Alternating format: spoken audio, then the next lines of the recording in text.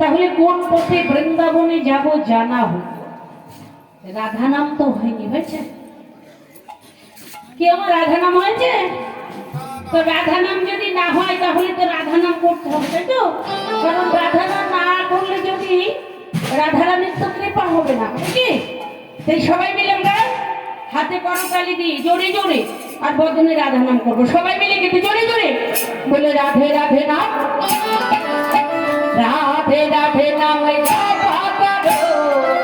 কৃষ্ণ নামে দশ